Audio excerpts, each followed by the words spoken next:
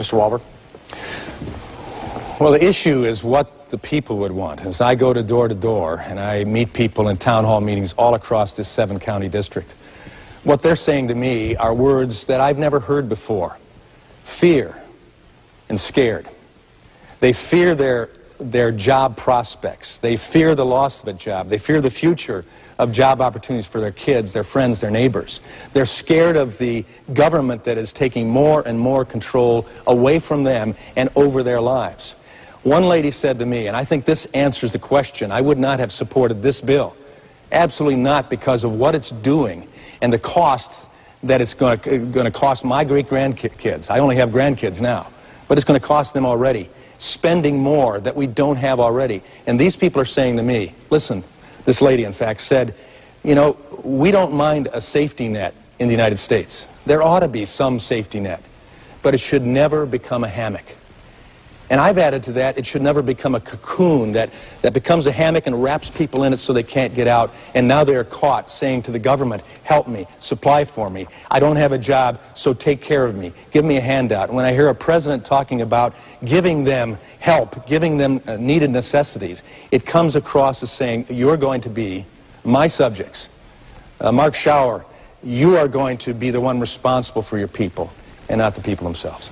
Mr. Carlson? You know, it's interesting. Larry Summers, who's the chief economic advisor for the Obama administration himself, a year ago indicated that if we eliminated or reduced unemployment from where it is now in terms of 99 months, that in fact we'll have a significant reduction in employment. That's because we have incentive, as both these gentlemen have indicated, for folks to stay and remain on unemployment. And for those 50,000 people that you referred to in the 7th Congressional District, I want to say, because I have been door to door and I've met a lot of those people, they want the dignity of a job. They don't want a handout from government because there's so many strings, there's so many attachments, and you become dependent on government. We can't let that happen in this country. We've got to support and initiate and support folks who themselves seek to improve themselves by re-education, by pursuing other job opportunities. We have to empower people, and that is empower themselves. Are the jobs there for them? The jobs are there for them. And for example, myself, when I was 18 years old, I made jobs. I started supporting myself when I was 18 years old. And when I was 25 years old, I took a very small stake and built a business. And I took risks. Yes, it was risky. And yes, I took a lot of knocks on the way. But in fact, I am an example of the American success story. And it didn't take any particular advantage on my part, but it took determination and work and willingness to go the extra mile. And that's what we need to have folks themselves initiate their own progress. Mr. Green, Mr. Walberg, are there jobs in the district for those folks whose benefits are running out? There are some jobs, but of course there's not a lot of jobs. You know, when I go door to door, I hear the same thing. I want the dignity of a paycheck, not another unemployment check. I've talked to the owners of a fast food restaurant here in Jackson, and there are jobs there. The problem is the incentive is not to keep that job. It's to go on unemployment, get your bridge card, and those sorts of things. And it's a systemic problem that we need to stop here in Michigan because it becomes a cultural thing. And those are problems that we fixed once under the Clinton administration with a Republican Congress. And hopefully when we have a Republican Congress in 2010, we can fix it again. Brian, let me answer it a little bit different way than my colleagues here. There are jobs in Michigan, regardless of what Mark Schauer did while he was a state senator in concert with Governor Granholm in destroying job opportunities, in taking away incentives and putting disincentives in the way of job providers to have jobs available for the people. But there are latent jobs. When I talk with bankers, when I talk with business people, when we read the news reports and we hear of the dollars that are being set upon by businesses and jobs providers, held back at this time, dollars that could be put into an amazing number of jobs, but are being set back on because of the uncertainty of what in the world is going to happen with this administration. What are the policies that are going to go in effect? What tax increases are we going to see, and loss of the tax cuts January 1? I mean, the joke was made a week and a half ago when George Steinbrenner died that he showed his astuteness in capital and understanding of dollars and dying before 2011, January. So the capital gains tax and inheritance tax weren't there for him. I mean, we can joke about it, but when it gets in the real world, that there are people all across these districts, let alone the entire state, and now the nation growing, that could have jobs, but for the fact that jobs are being sat upon until we get some certainty about what in the world is going to happen. So I think it's our responsibility, whoever gets elected and goes to Congress, to produce a certainty that says to job providers, we know what's going to happen now. We can play by those ground rules. There are incentives for us to supply jobs and use our capital and take risks, as Marvin has said.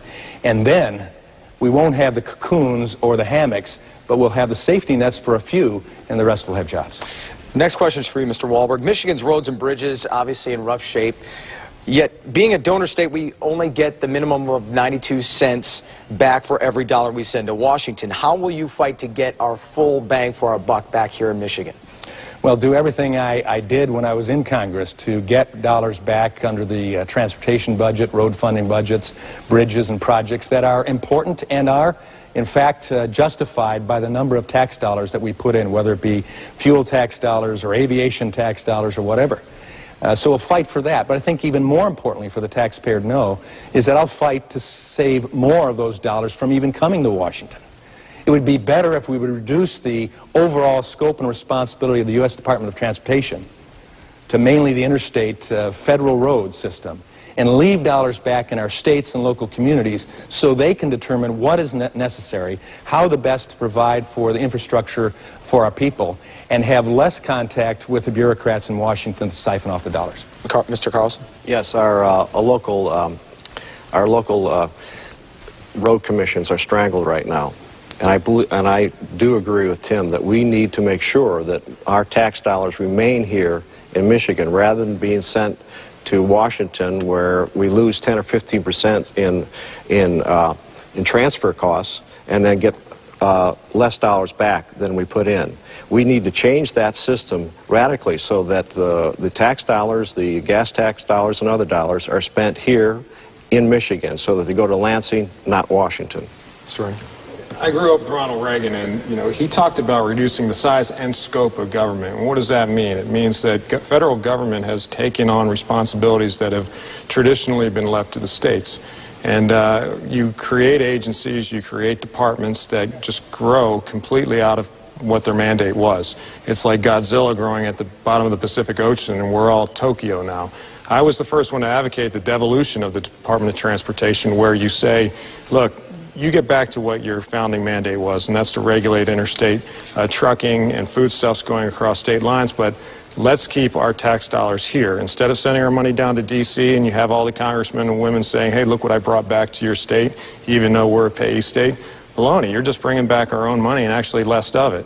And then what a lot of people don't know is when we send our money down there, they create one big pot, and this year I believe 40% of it's going to roads, 60% of it's going to greenways, like bike trails and roadways here in Michigan, not in our district, but on I-275. We have a sidewalk to nowhere. People talk about bridges to nowhere, but there's an Interstate 275 sidewalk.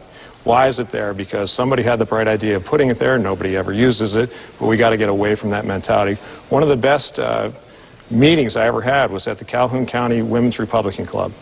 We had the road commissioner there for Calhoun County, and he opened my eyes to how bad it really is and how we're devolving anyway, where we're crumbling our roads and we're creating dirt roads out of what used to be paved because we can't afford it anymore.